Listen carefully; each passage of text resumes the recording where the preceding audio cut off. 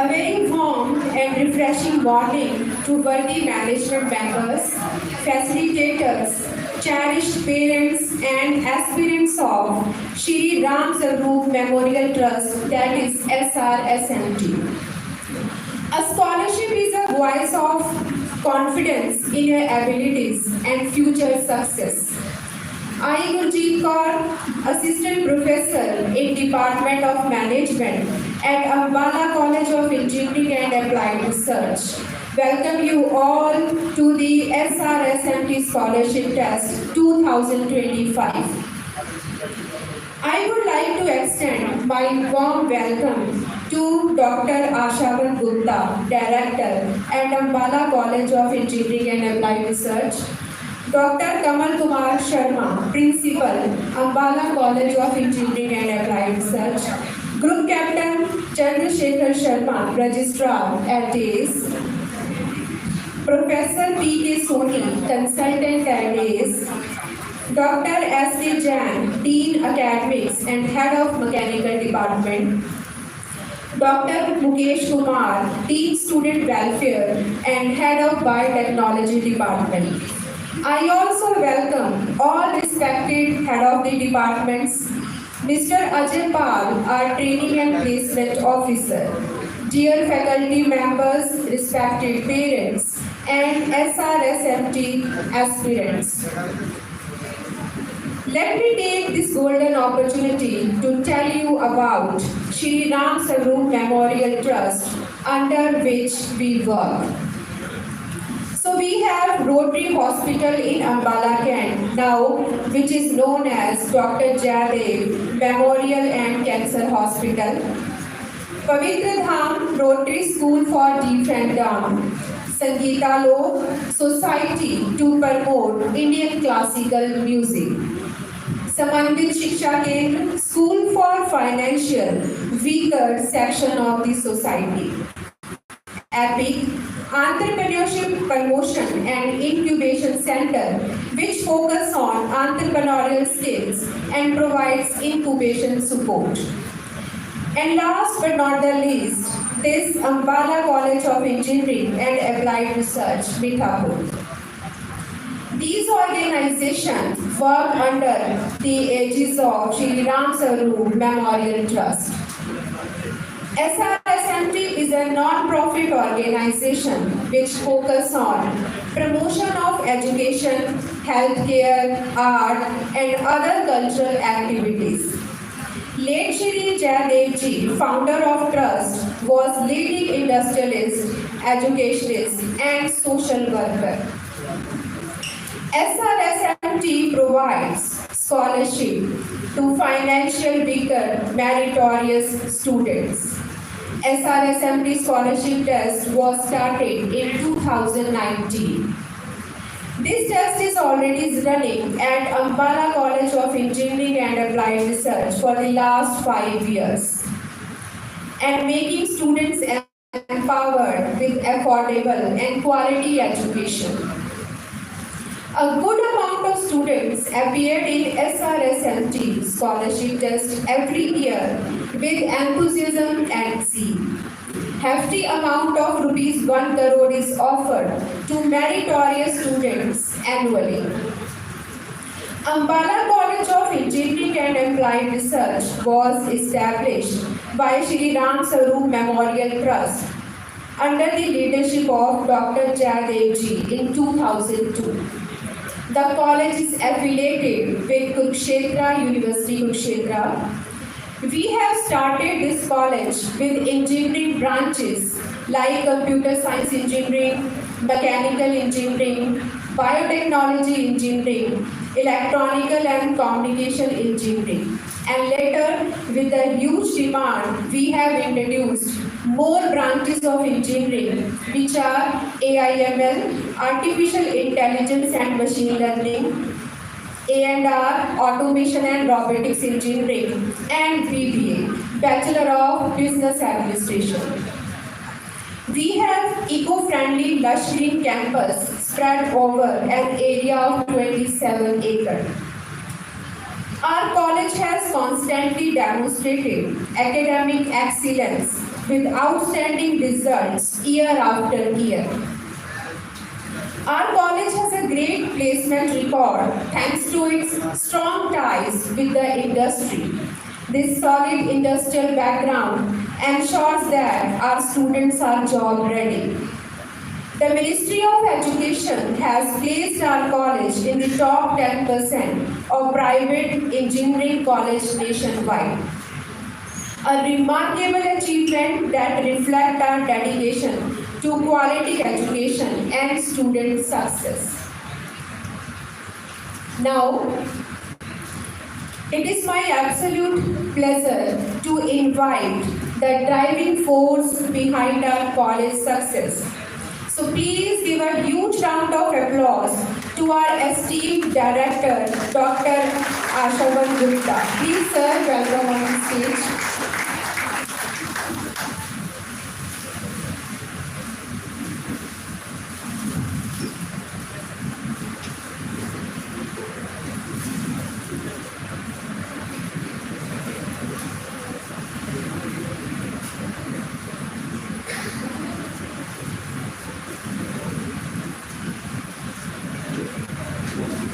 Good morning. मैं बात शुरू करने से पहले थोड़ा सा आपके बारे में जानना चाहता हूँ। आप में से कितने लोग यहाँ पर पीबीए के लिए मतलब पीबीए में इंटरेस्टेड है, वो जरा हाथ उठाएंगे। उस तरफ कोई नहीं है? Okay, thank you. एक और चीज़ समझना चाहूँगा, ज़्यादातर लोग तो आप अम्बाला डिस्ट्रिक्ट से ही होंगे, डिस्ट्रिक्ट की बात करें। कोई यहाँ पर कुरुक्षेत्र डिस्ट्रिक्ट से भी है? ओके, हाउ अबाउट यमुनानगर, उस डिस्ट्रिक्ट से एक दो लोग हैं, थैंक यू। तो वैसे अगर मैं कुरुक्षेत्र की बात करूं तो जैसे ही अगर बोलूं कुरुक्षेत्र तो सबसे पहली चीज आपके दिमाग में क्या आती है? थके हुए हो, एग्जाम दिया है, पता नहीं सुबह नाश्ता किया था या नहीं, आवाज नहीं निकल रही। तो कोई जो पास है यहाँ वो तो आंसर कर सकते हैं जोर की। कुरुक्षेत्र क्या आता है दिमाग में? महाभारत। और अगर अमृतसर बोलूं तो गोल्डन टेम्पल। और मुंबई सुना नहीं, जोर की बातों को भी सुना दे। बड़ा पाव बड़ा पाव, नॉट अ बैड थिंग। अलग अलग शहर अलग अलग चीजों के कारण अपनी पहचान बनाता है। खाने के कारण, रिलीजियस, चाहे अमृतसर है चाहे कुरुक्षेत्र है। पानीपत बोलेंगे तो क्या दिमाग में आएगा? पानीपत की लड़ाई, हिस्ट्री। पर आज के समय में पानीपत में एक थर्मल प्लांट है, यमुनानगर में एक थर्मल प्लांट है, बिजली जनरेशन होती है। पानीपत में एक रिफाइनरी भी है। करनाल को याद करें तो करनाल में क्या है? अब इतना नाम नहीं रहा, एक समय में बहुत नाम होता था। लिबर्टी की चप्पलें आती थी, लिबर्टी के जूते आते थे, करनाल। और वैसे तो महाभारत से भी रिलेटेड है कर्ण झील। और अगर अम्बाला का नाम ले तो क्या आता है दिमाग में?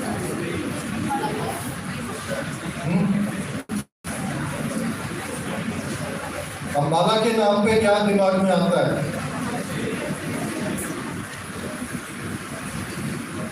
कुछ नहीं।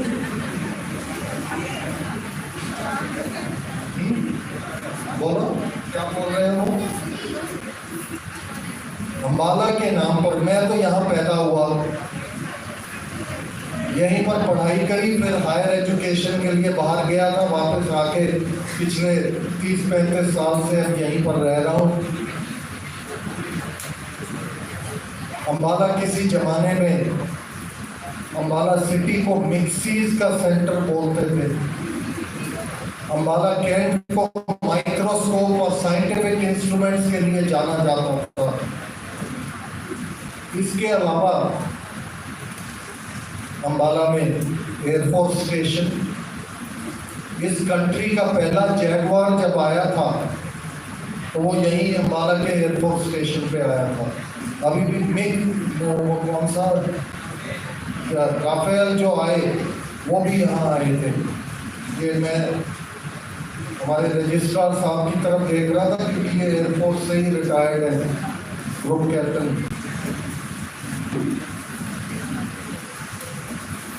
और एक और चीज अम्बाला के लिए जानी जाती है,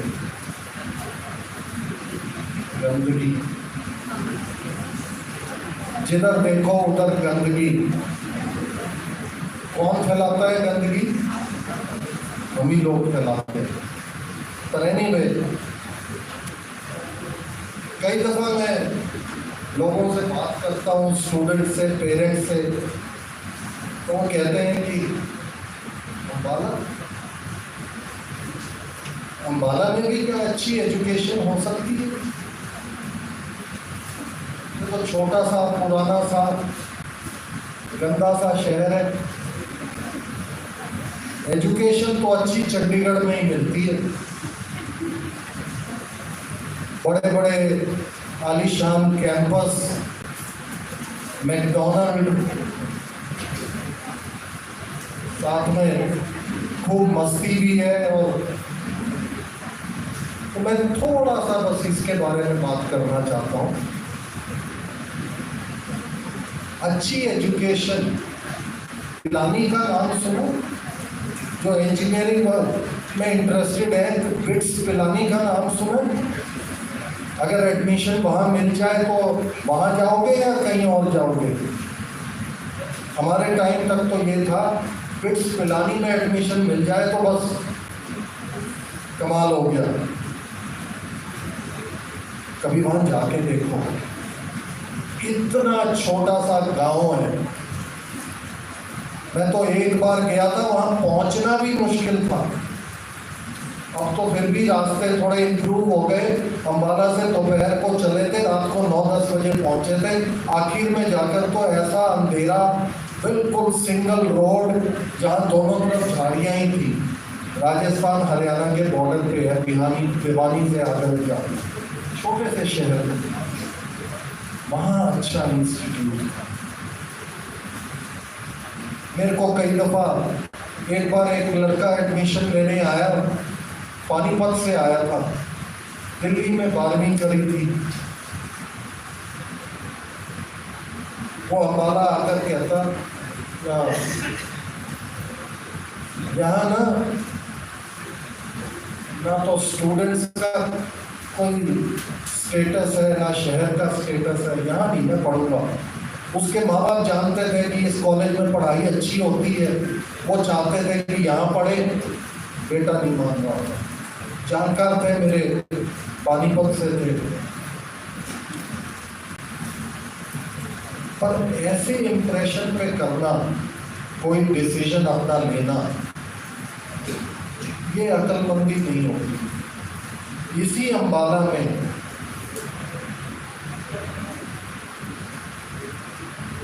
ऐसा ऐसा काम हो रहा है इंजीनियरिंग से रिलेटेड, और उसको मैं अभी बीबीए से भी रिलेट करूंगा। ऐसा काम हो रहा है जो देश में तो कहीं होता ही नहीं, दुनिया में भी बहुत कम जगह पर होता है। अगर मैं आपको ये बताऊं कि कोविड आया और हमारी कंट्री में कोविड की वैक्सीन बनी,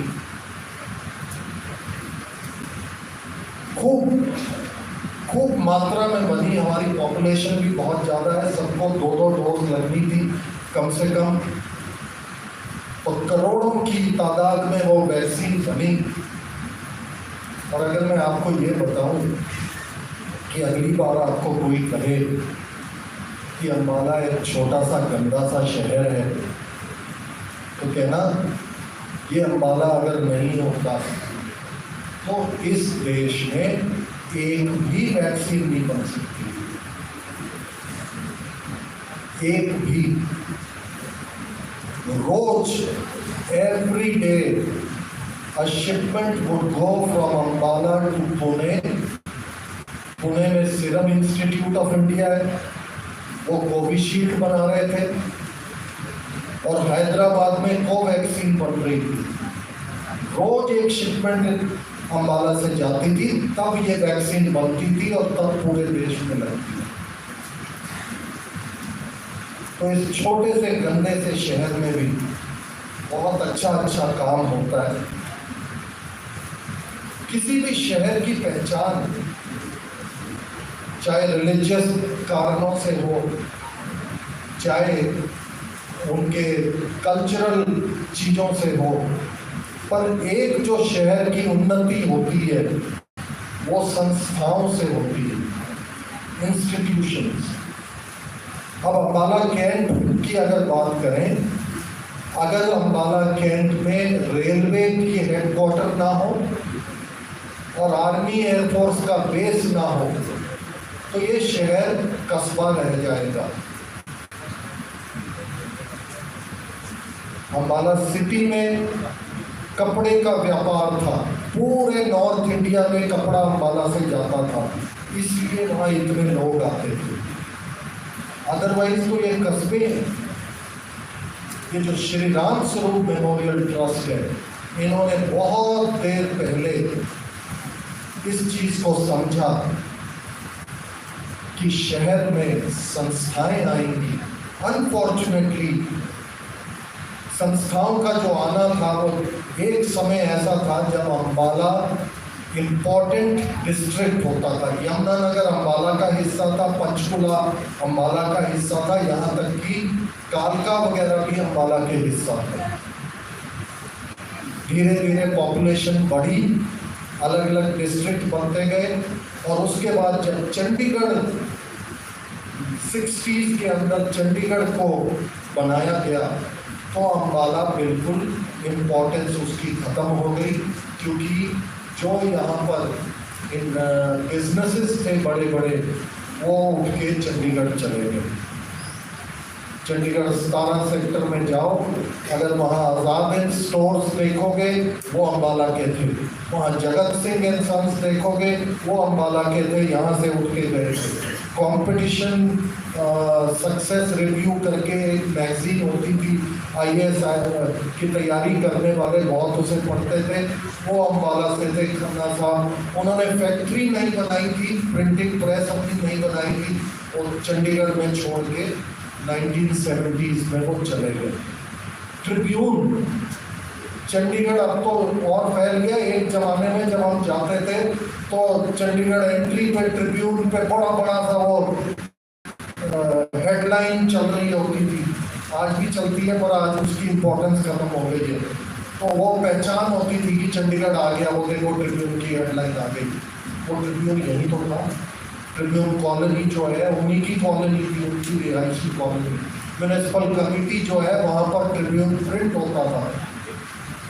तो उसके बाद से अम्बाला की importance Shri Ram Swaroop Memorial trust ने इस चीज़ को समझा कि सरकार ने हमको इग्नोर कर दिया पिछले 60-70 सालों में, तो हमें अपने दम पर यहाँ संस्थाएं बनानी होगी। करनाल में इतनी सारी संस्थाएं हैं, नेशनल डेयरी रिसर्च इंस्टीट्यूट है, एग्रीकल्चरल रिसर्च इंस्टीट्यूट है। सरकारी संस्थाएं जब आती हैं, कुरुक्षेत्र में कुरुक्षेत्र यूनिवर्सिटी है, वो अपने साथ साथ एजुकेटेड पीपल लेके आती हैं, और वो जो एजुकेटेड पीपल है वो एक शहर का लेवल ऊंचा करते हैं। वो हम अम्बाला में हमसे मिस हो गए।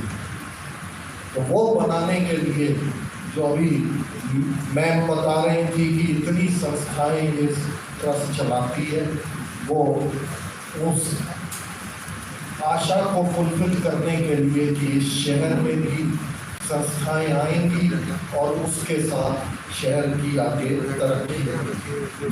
जरा सी बात मैं इंजीनियरिंग की करना चाहूँगा। आप लोग एग्जाम में अपीयर हो रहे हो, इसका मतलब इंजीनियरिंग में इंटरेस्ट तो है। इंजीनियरिंग की डेफिनेशन क्या होती है? हम पढ़ने जा रहे हैं, इंजीनियर बनने की सोच रहे हैं, तो हमें थोड़ा सा उसकी डेफिनेशन सोच लेनी चाहिए। गूगल करो, मल्टीपल तरह की डेफिनेशन आ सकती है। एक जो मुझे पसंद आई थी, मैं इंजीनियर हूँ, 15 साल कितने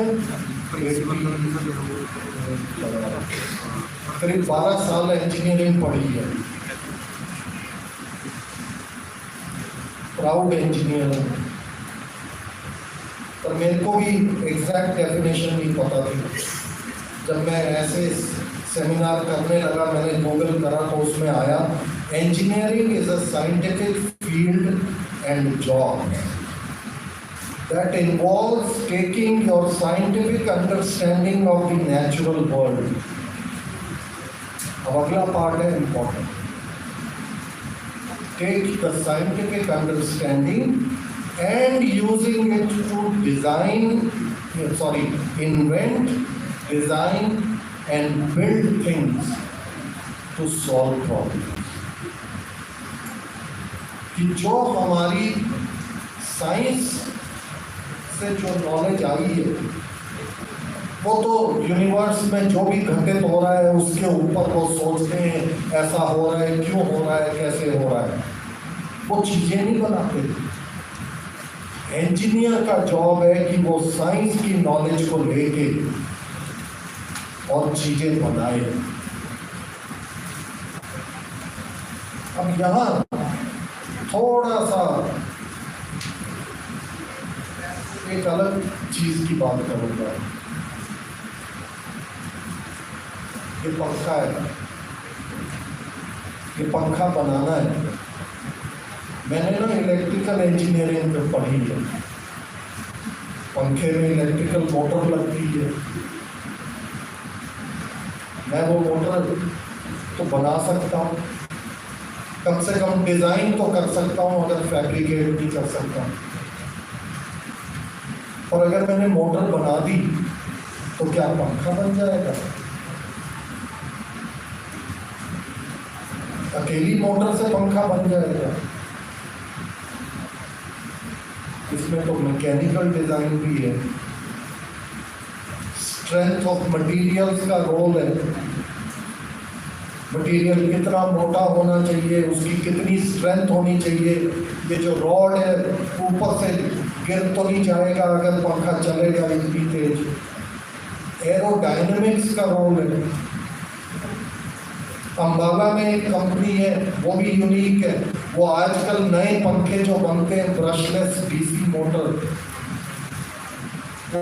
से पंखे बनते हैं, उनमें इलेक्ट्रॉनिक्स होती है, उसकी स्पीड कम ज़्यादा रिमोट से हो जाती है। वैसे पंखे भी बनते, तो मैकेनिकल भी हो गया, स्ट्रेंथ ऑफ मटेरियल्स भी हो गया, इलेक्ट्रॉनिक्स भी हो गया। और फिर आता है इंडियन इंजीनियर का काम। इंडिया में कंप्यूटर साइंस में भरे हुए हैं लोग। वो क्या करते हैं? IoT सुना है? IoT, internet of things. तो आजकल इनफैक्ट अभी मई के महीने में एक कॉन्फ्रेंस होनी है मुंबई में, स्मार्ट होम्स। तो मूवीज में दिखाते हैं स्मार्ट होम, वो सेंस करेगा। तो आदमी की कमरे में एंटर करोगे तो लाइट और पंखा चलेगा, नहीं तो बंद हो जाएगा। काम पे बैठे हो, वहाँ से बैठे बैठे अभी मैं घर पहुँचने वाला हूँ, पहुँचने से पहले इंटरनेट के थ्रू आप अपना AC ऑन कर दोगे, जब तक मैं घर पहुँचूँ तो ठंडा मिलेगा। ये सब इंटरनेट ऑफ थिंग्स आजकल हमारे देश में तो अभी ये थोड़ा थोड़ा शुरू हो रहा है, ये यूके और बाकी advance countries, specially European countries जहाँ सर्दी बहुत होती है और हीटिंग को कंट्रोल करना होता है, वहाँ ये कंजर्वेशन के लिए बहुत काम हो रहा है। अब यही चीज़ आप किसी भी और प्रोडक्ट पे लगाओ। कोई ऐसा प्रोडक्ट है जो सिर्फ सॉफ्टवेयर से चल जाए?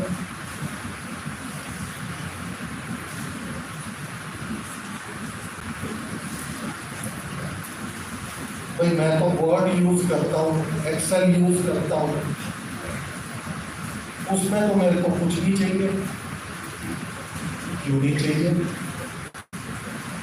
वो जो कंप्यूटर स्क्रीन है, जो उसका माइक्रो प्रोसेसर है, वो नहीं होगा तो वर्ड कहाँ से यूज कर लोगे, एक्सेल कहाँ से यूज कर लोगे? तो अगर आप इंजीनियरिंग की हिस्ट्री देखो, सबसे पहले सिविल इंजीनियर चाहिए। तो ये बिल्डिंग नहीं खड़ी करेगा तो हम कहाँ बैठेंगे? मैकेनिकल इंजीनियर चाहिए जो चीज़ों को बनाएगा। फिर इलेक्ट्रॉनिक्स चाहिए या बायोमेडिकल, मेडिकल वाले लोग यहाँ हैं। एक बढ़िया सा फील्ड है बायोमेडिकल इंजीनियरिंग। आप किसी अस्पताल में चले जाओ, ये श्री राम स्वरूप मेमोरियल ट्रस्ट एक बहुत ही हाई क्वालिटी हॉस्पिटल भी चलाता है यहाँ अम्बाला में। डॉक्टर जयदेव मेमोरियल, हमारे जो चेयरमैन है उनके नाम पर है वो, doctor Jaidev Memorial Rotary Ambala Hospital. उसका पहले नाम होता था Rotary Ambala Cancer and General Hospital. Very high quality ICU, CCU, operation theatres हैं वहाँ। तो वहाँ अगर देखो तो जो इक्विपमेंट है वो इक्विपमेंट बहुत highly sophisticated electronic based equipments हैं, जिनके अंदर बहुत सारा सॉफ्टवेयर भी है और धीरे धीरे मेडिकल फील्ड में अब बहुत आर्टिफिशियल इंटेलिजेंस का यूज भी होने लगा है। एक चीज़ तो ये सुनने में आई थी, वहाँ हमारे बहुत अच्छे रेडियोलॉजिस्ट हैं डॉक्टर कार्तिक मित्तल, मैं उनसे मजाक कर रहा था, आप करते क्या हो? आप तो वो जो MRI मशीन जो इमेज निकालती है, इमेज को पढ़ के बताते हो। मैंने कहा ये AI धीरे धीरे ना, और जो कुछ आपने सीखा है वो AI सीख लेगी, उसके बाद रेडियोलॉजिस्ट की तो जरूरत खत्म हो गई। पर एक और फैक्ट मैं बताना चाहूँ,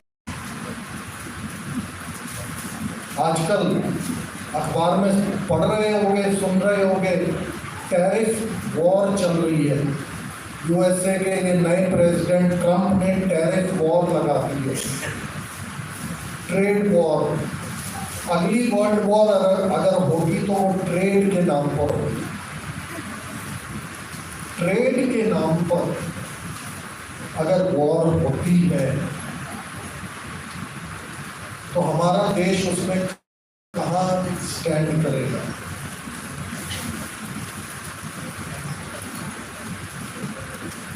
हमें सोचना पड़ेगा।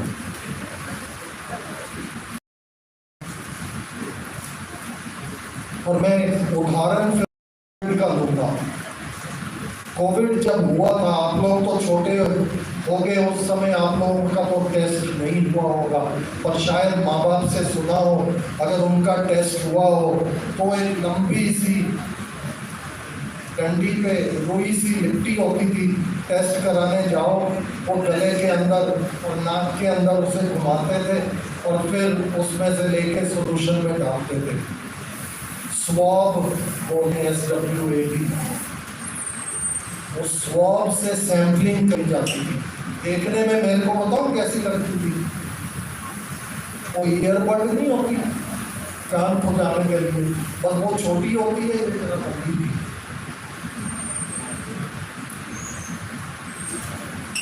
बिलीव मी, इतनी छोटी सी चीज एक भी इस देश में नहीं बनती,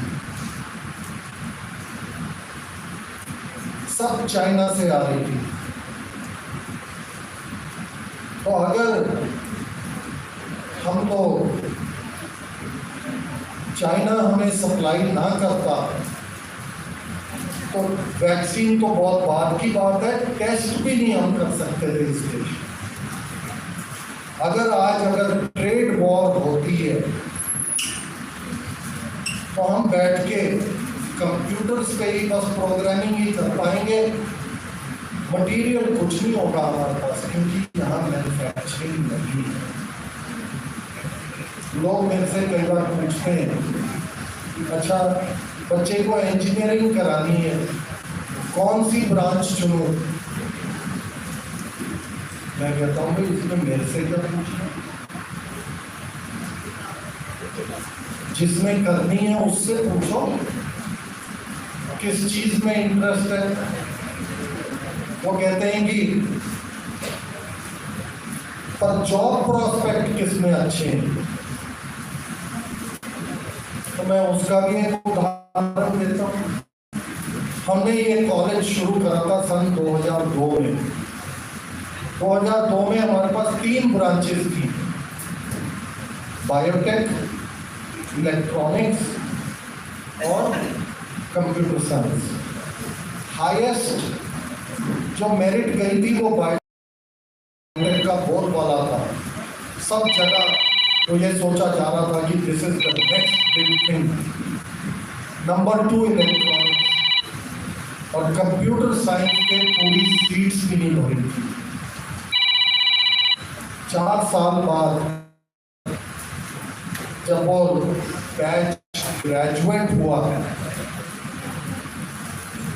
पता है क्या था, कंप्यूटर वालों को हर एक को 2-2, 3-3 जॉब्स थी हाथ में, बाकी अभी ढूंढ रहे थे। तो फ्यूचर किसने देखा है? फ्यूचर में क्या होने वाला है, ये ट्रम्प महाशय क्या कर देंगे और उसके बाद कैसे दुनिया में उथल पुथल हो जाएगी, ये तो हमें मालूम नहीं। सो मेरे से अगर कोई पूछता है, मैं कहता हूँ चूज द ब्रांच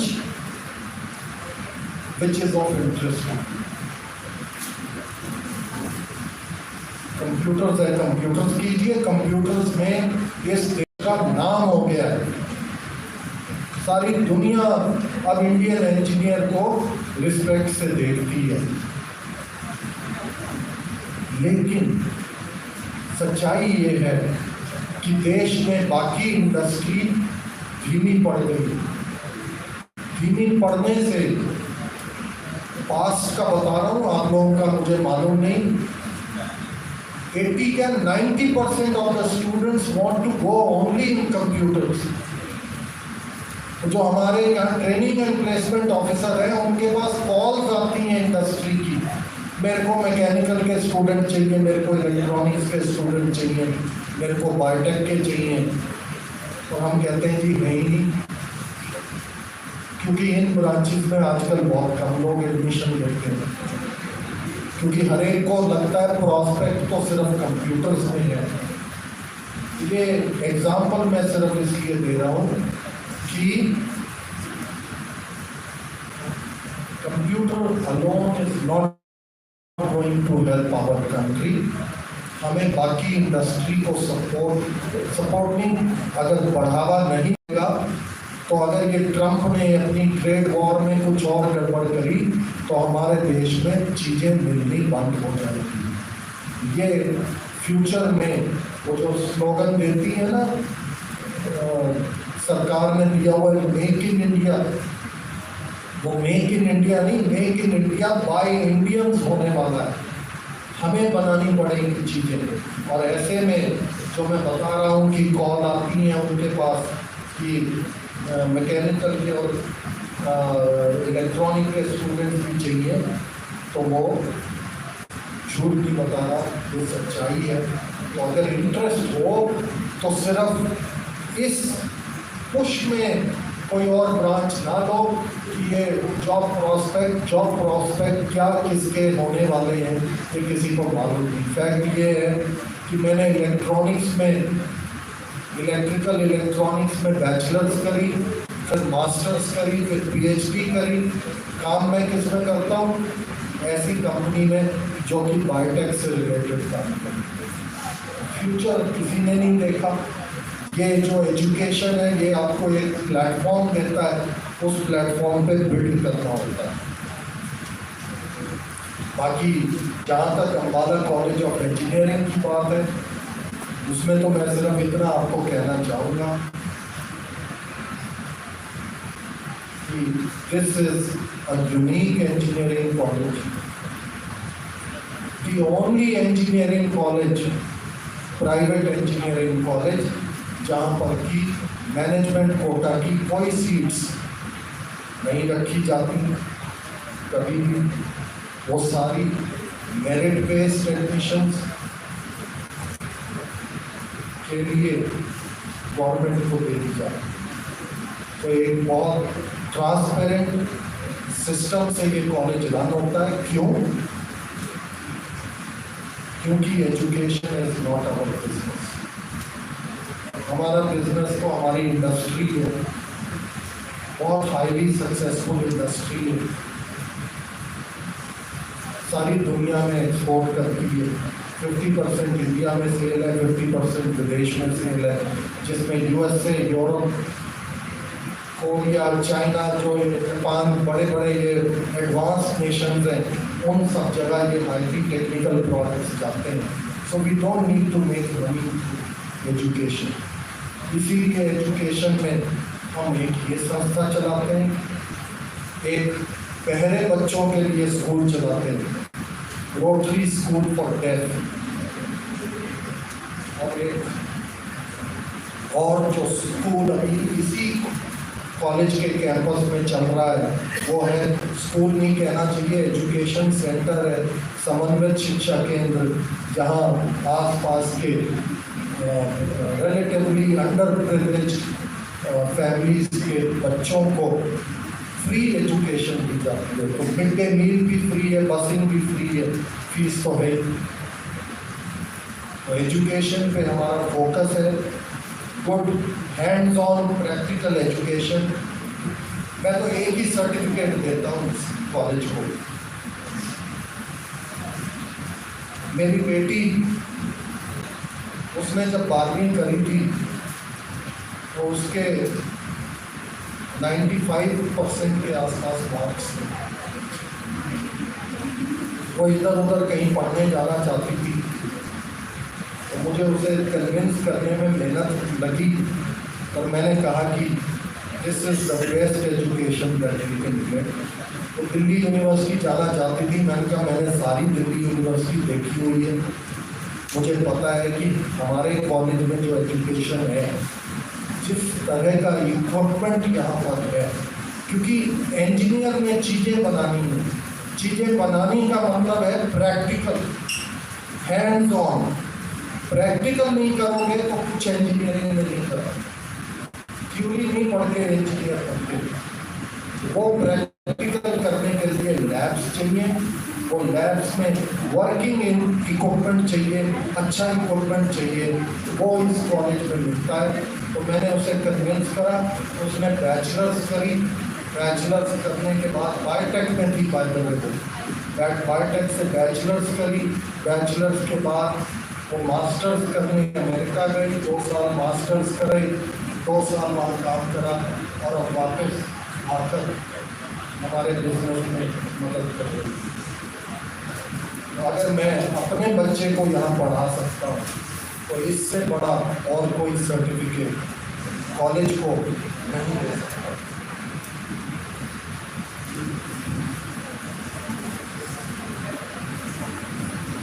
आप लोग अभी शायद विजिट करके आए हो कॉलेज में, तो वहाँ पर एपिक सेंटर भी देखा होगा। आजकल बहुत नाम होता है स्टार्टअप, जिसे देखो जोमेटो स्टार्टअप कर दिया, ये कंपनी स्टार्टअप कर दी, इतनी सक्सेसफुल हो गई। ये कंपनी ऐसे स्टार्टअप्स को सपोर्ट करने के सेंटर देश में जगह जगह मिलेंगे, और जो सेंटर अम्बाला कॉलेज में है, ऐसा एक भी सेंटर पूरे देश में कहीं नहीं है। बिलीव मी, मैं जगह जगह घूम के देखा। क्यों? क्योंकि वो सारे centre computer based app based services को बनाकर उससे जो स्टार्टअप है उनकी मदद के लिए बने हुए हैं। यहाँ जो सेंटर है ये रियल इंजीनियरिंग प्रोडक्ट्स के लिए, तो यहाँ जो लोग काम कर रहे हैं वो एक्चुअल प्रोडक्ट्स पे काम कर रहे हैं। इसीलिए एपिक सेंटर में अगर आपने देखा हो वहाँ हमने क्या लिया, क्योंकि हमें मालूम है किसी भी प्रोडक्ट को बनाने के लिए मैकेनिकल भी चाहिए, कंप्यूटर्स भी चाहिए, इलेक्ट्रॉनिक भी चाहिए, और अगर मेडिकल लाइन का है तो बायोटेक चाहिए, बायोमेडिकल चाहिए। हमने उन चारों चीज़ों की सुविधा यहाँ पर इकट्ठी करी है जिससे कि रियल प्रोडक्ट बन सके। इसके अलावा आजकल कंट्री में एक बहुत बड़ा पुश है सेमीकंडक्टर। मेरी एक्चुअली पीएचडी मैंने सेंटा क्लारा यूनिवर्सिटी कैलिफोर्निया से पीएचडी करी, वो पीएचडी सारी सेमीकंडक्टर्स पे। अगर आपका थोड़ा सा भी इंटरेस्ट उस फील्ड में हो तो बिलीव मी, जिस तरह की लैब यहाँ एग्जिस्ट करती है, अगेन बड़े कॉन्फिडेंस से मैं कह रहा हूँ, सेमीकंडक्टर्स पे जो काम इस इंस्टीट्यूट में हो रहा है वो आईआईटीज़ में नहीं हो रहा, वो बाकी यूनिवर्सिटीज़ में नहीं हो रहा। बिल्कुल वो करोड़ों रुपए खर्च कर देते हैं, उनके इक्विपमेंट कबाड़ की तरह पड़े होते हैं, क्योंकि वहाँ चलाने वाला कोई नहीं होता, मेंटेन करने वाला कोई नहीं होता।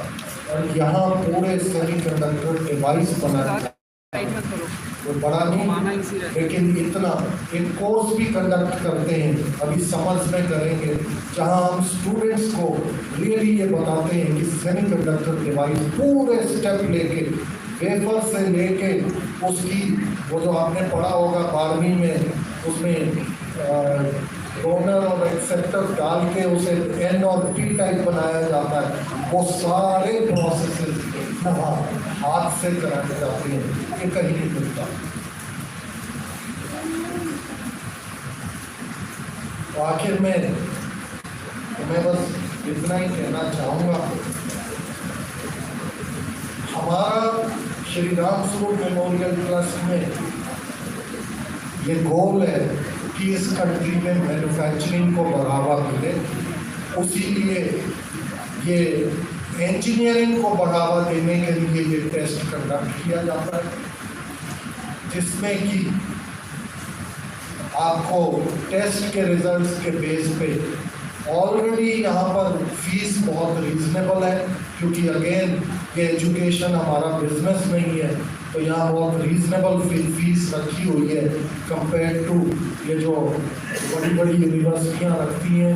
ऑलरेडी वो रीजनेबल फीस के ऊपर भी scholarship based on your results and based on your needs, यहाँ तक कि सिर्फ 20,000 में पर ईयर में एजुकेशन भी देते हैं, और वो 20,000 भी बहुत दफ़ा हम रोटरी क्लब या बाकी संस्थाओं से इकट्ठा कर देते हैं, अगर हमें लगता है कि ये प्रॉमिसिंग स्टूडेंट है लेकिन इसकी फैमिली के पास पैसा देने के लिए बिल्कुल नहीं है। ये किस लिए कर रहे हैं कि इंजीनियरिंग एजुकेशन को बढ़ावा मिले। लोग मेरे से फिर दोबारा पूछते हैं, अच्छा ब्रांच के लिए तो आप कहते हो कोई भी कॉलेज कैसे चुने, तो उसमें भी मेरा एक ही आंसर है, कॉलेज चुनने से पहले विजिट जरूर करें। कोई भी कॉलेज विजिट करके ये नहीं देखना कि कितनी आलीशान बिल्डिंग है, ग्लास पैनलिंग लगी है या नहीं, लैब्स देखना। इंजीनियरिंग की जो डेफिनेशन मैंने आपको बताई, the job of an engineer is to build things for the society. You can not build things unless you spend time in the labs. हाथ काले नहीं करोगे तो कुछ नहीं होगा, तो इसलिए लैब्स और उसमें इक्विपमेंट वो वर्किंग कंडीशन में कैसे हैं, that is the most important part of engineering. मैंने काफ़ी समय लिया, आई होप कुछ इसमें आपको नई इंफॉर्मेशन मिली हो। आखिर में I congratulate all the staff, students, organizers of this test for putting up this great show. The goal of Ambala, the goal of SRSMP is to make Ambala great again. जो हमारी पुरानी पहचान थी अम्बाले की, वो होनी चाहिए, ये हमारा गोल है। तो अगर आप इस कॉलेज को चुनेंगे तो हम तो एक ही चीज़ बोल सकते हैं, जॉब मिले ना मिले तो बात की चीज़ है, एजुकेशन अच्छी मिलेगी इसकी गारंटी हमारी, प्रोवाइडेड आप अपना काम करें। क्लास में ही नहीं आओगे तो हम क्या एजुकेशन देंगे? आप उतना काम करो, बाकी अच्छी एजुकेशन देना हमारा काम। Thank you very much.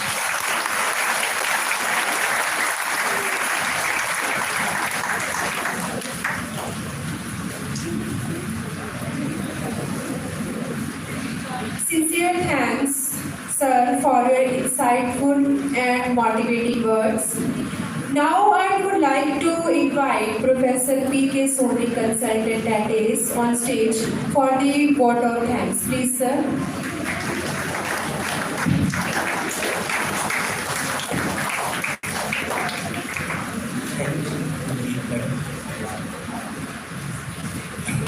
Doctor Asharam Gupta, doctor Kamal Sharma, group captain CS Sharma, blunt head of departments,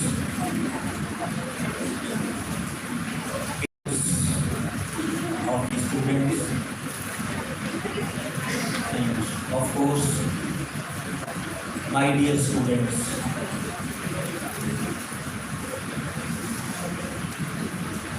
भगवान की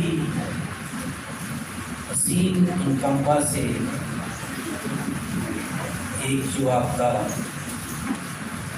बहुत ही हसीन बेहतरीन श्री राम स्वरूप मेमोरियल ट्रस्ट ने इस समाज को ऊंचा ले जाने के लिए एक इंजीनियरिंग की एंट्रेंस के लिए और BBA की एंट्रेंस के लिए एक जो आप अपीयर हुए छात्रवृत्ति जो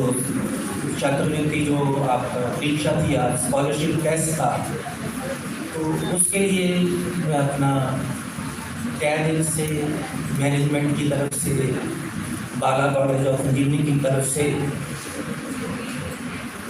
आपको तहे दिल से हार्दिक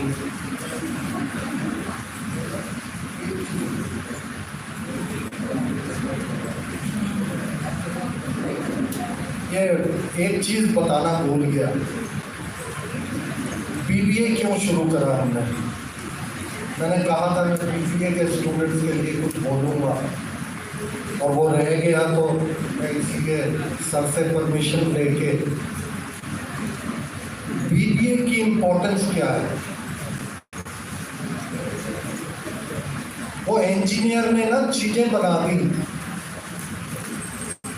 बहुत सारी, अपनी समझ से बड़ी बढ़िया बनाई। तो ये सोच रहा है कि मैंने तो बहुत बढ़िया प्रोडक्ट बना दिया। तो मेरा तो हमेशा ये कहना होता है कि हम अपने दिल में जो मर्जी सोचते रहें कि बहुत बढ़िया प्रोडक्ट बना दिया, जब तक उस प्रोडक्ट के लिए दूसरे का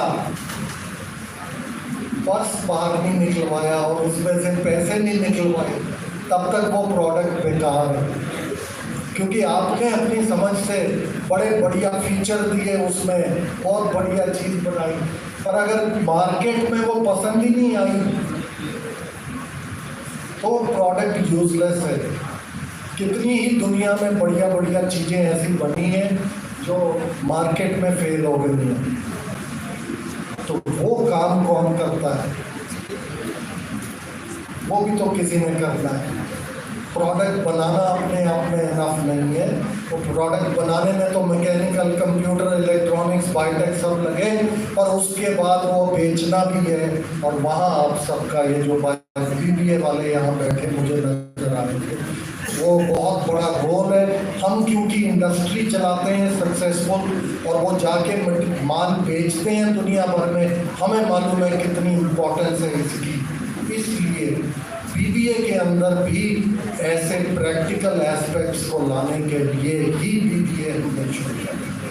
ये मैं भूल गया था आप लोगों के बारे में बोलना, तो इसलिए वापस आया। Big round of applause.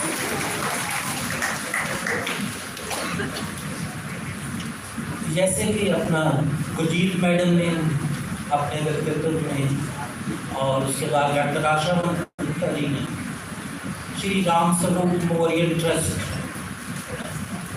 Shri Ram Swaroop Memorial Trust, so noble, so poise, close to my heart,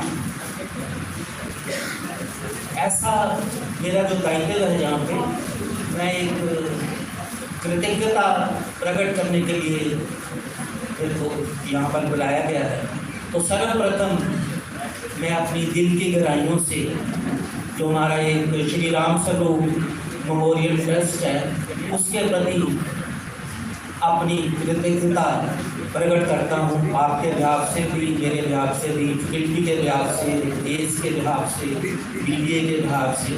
तो big round of applause for Shri Ram Swaroop Memorial trust. मैंने जैसे बोला मेरे दिल के करीब है, तो इसके मायने क्या है, क्यों मैंने ये लाइन यूज़ की। इसके जो श्री राम स्वरूप मेमोरियल के जो एट प्रेजेंट चेयरमैन हैं श्री नलिनीकांत गुप्ता जी और उनके जो दूसरे ट्रस्टी हैं, उन्होंने अपनी जिंदगी को एक मकसद दे रखा है जो समय समय पे आपका मानवता के काम आता है, अपने देश के काम आता है। जैसे आज आप यहाँ पर बैठे हो, ये जो ट्रस्ट है, ये जो उनकी सोच है, ये जो उनका एक मानसिकता है, वो आपके काम आ रही है। जैसे साहब ने बताया बीबीए के मेरे से वो कह रहे मिस हो गया, तो मैं जो जब हमने ये 2019 में ये टेस्ट शुरू किया तो इसकी भी एक बैकग्राउंड है। तो इसकी बैकग्राउंड क्या है, ट्रस्ट का ये एक सोच थी, एक माइंडसेट था, स्टेट ऑफ माइंड थी भी कोई हमारे एरिया में अम्बाला में कोई ऐसा विद्यार्थी, ऐसा छात्र ना रह जाए इंजीनियरिंग एजुकेशन से जो जिसकी माली हालत कमज़ोर है, जो अपना फीस नहीं पे कर सकता। तो उसके लिए इन्होंने ये अपना ये टेस्ट शुरू किया। तो जब हम हिस्ट्री में देखते हैं तो हिस्ट्री में ऐसे बहुत ही एग्जाम्पल हमें मिल जाते हैं जिसमें कि उस वक्त जो फाइनेंशियल कंस्ट्रेंट के कारण अगर वो पढ़ाई ना करते तो आज अपना जो संसार की ऊंचाइयों को ना छू सकते। तो एग्जाम्पल के तौर पे जो आपके के सविन का नाम लेता हूँ मैं। के सविन पता है आपको कौन? के सविन इसरो के चेयरमैन, बहुत गरीब थे, बाद में वो इसरो के चेयरमैन बने। APJ अब्दुल कलाम साहब, और उसके बाद अभी जो एप्पल जिन्होंने दिया उनका नाम बताओ? Apple, Steve jobs. उनकी फाइनेंशियल कंस्ट्रेंट्स बहुत थी तो उन्होंने एप्पल दिया, वर्ल्ड में उन्होंने अपना नाम किया। तो हम भी ये चाहते हैं, श्री राम स्वरूप मेमोरियल ट्रस्ट ये चाहता है भी ये जो बच्चे बैठे हैं ये भी एक स्टीव जॉब्स बने, ये एक अब्दुल कलाम बने, ये एक थॉमस अल्वा एडिसन बने।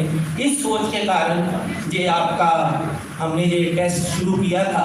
तो मैं अपना तहे दिल से बहुत ही श्री राम स्वरूप मेमोरियल ट्रस्ट का दिल से धन्यवाद करता हूँ भी वो समय समय पे समाज को संवारते हैं, निखारते हैं।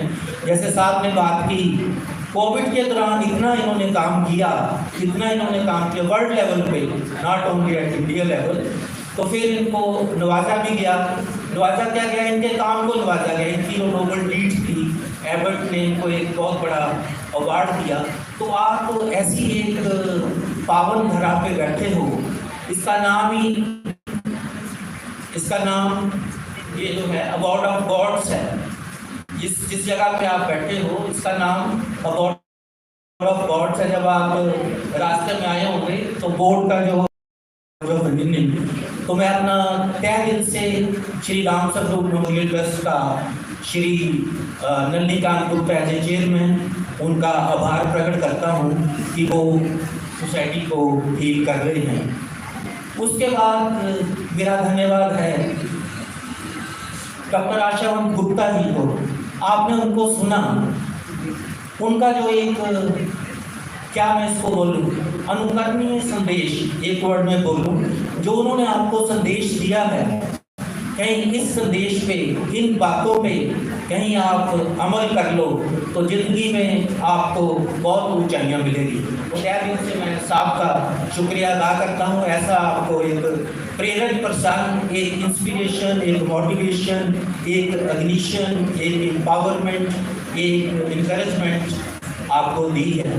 तो उसके बाद एक बहुत ही हमारी महान हस्ती जो एक कॉलेज को पिछले 3 साल से चला रहे हैं, जून 2022 से, हमारे डॉक्टर कमल शर्मा साहब। A tree is known by its fruit and college is known by its principal। और इनकी जो एक सोच है, इनकी जो एक मानसिकता है, इनका जो एक काम करने का तरीका है, जैसे गालिब का अंदाज यहाँ अलग होता है, इन्हीं का डॉक्टर कमल गुप्ता के लिए जोरदार करतब नीचे इनका स्वागत करें। स्वागत है इनके काम का, जो ऑनर है, जो एप्रिसिएशन है, जो वेलकम है, जो स्वागत है, जो अभिनंदन है, जो अभिवादन है, वो इनके काम का है। तो हम चाहेंगे भी आगे जो कॉलेज, जब आप यहाँ कॉलेज में एडमिशन लोगे तो मेरे को ये श्योर है, जब आप डॉक्टर आशावंत का संदेश सुना आपने,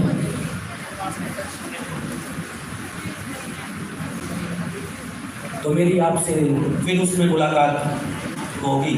तो उसके बाद हमारे जो बहुत ही हार्दिक अजीज हमारे इंजीनियर हैं एरोनॉटिक्स में, पंजाब इंजीनियरिंग कॉलेज से, बहुत पहले हमारे से, हमने तो 83 में पास किया, इन्होंने 70s में सर ने कब किया, बहुत पहले इन्होंने एरोनॉटिक्स में किया और यहाँ पे एज ए रजिस्ट्रार का काम देख रहे हैं। तो इनके बगैर ये कॉलेज चल नहीं सकता। एक वर्ड में अगर मैं कहूँ, इनकी presence he source of inspiration for all of us. तो मैं तहे दिल से इनका शुक्रिया अदा करूँगा। और उसके बाद डॉक्टर कमल शर्मा की जो टीम है, डेडिकेटेड, डिवोटेड, डिसिप्लिन टीम है, जिन्होंने इस टेस्ट को एक बहुत ही सुचारू रूप से करवाया और एक सक्सेस दी। इतनी बड़ी मात्रा में आप यहाँ पर बैठे हो, तो इसका क्रेडिट डॉक्टर कमल शर्मा और इनकी टीम को, उनका तहे दिल से मैं शुक्रिया अदा करता हूँ। उसके बाद सबसे जो मेरे मन के करीब हैं, यंग माइंड्स, आप यहाँ बैठे हो, आप यहाँ आए, आप टेस्ट में अपीयर हुए, आपके जो अभिभावक हैं, आपके जो पेरेंट्स हैं, जो आपकी जो बातचीत हम यहाँ कर रहे हैं वो दूसरी बिल्डिंग में उसको सुन रहे हैं, तो आपका भी मैं एक तहे दिल से आपका धन्यवाद करता हूँ। आपने हमारे ऊपर भरोसा जताया है, एक निष्ठा हमारे ऊपर की है आपने। तो अगर आपने निष्ठा की है तो आपकी संसार में प्रतिष्ठा होगी, जैसे साहब ने अभी बताया आपको। तो क्या यहाँ का वर्क कल्चर है, क्या यहाँ का स्टेट ऑफ माइंड है, अभी आप एपिक देख के आए, अभी आप लैब्स देख के आए, तो बहुत ही अद्वितीय, बहुत ही एक खूबसूरत, बहुत ही हसीन, एक बेहतरीन कॉलेज में आप बैठे हैं। Only thing is keep learning, keep growing and you will make a mark in your respective fields. और इसके साथ ही मैं अपनी वाणी को विराम देता हूँ और सभी का मैं एक बार फिर दिल से आभार प्रकट करता हूँ, धन्यवाद देता हूँ और thank you very much.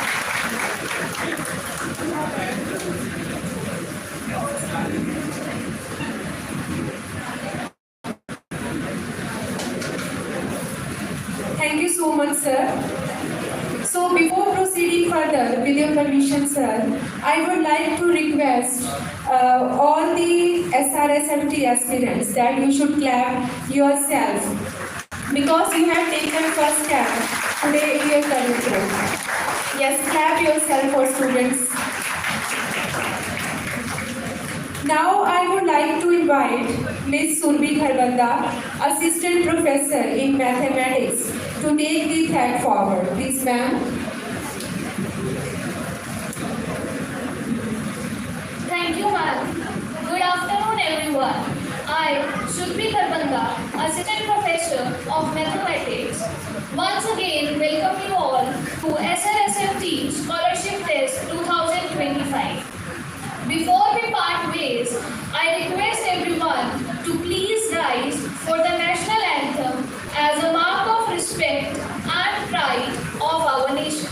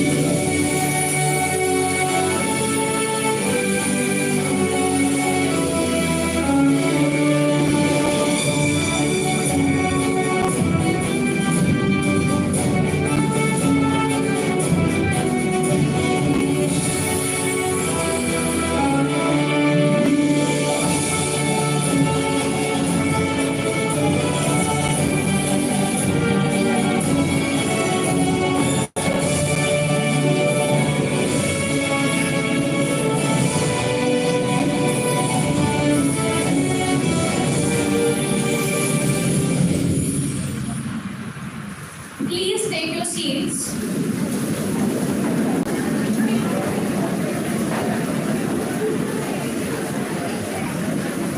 Here is an announcement regarding group photograph. All the participants have to assemble for group photograph in Mechanical Seminar Hall opposite to the library. So now I request all the dignitaries and participants kindly join us for refreshment in Mechanical Seminar Hall where we are going to have group photograph also. Thank you and best wishes to all the participants. Have a great day ahead.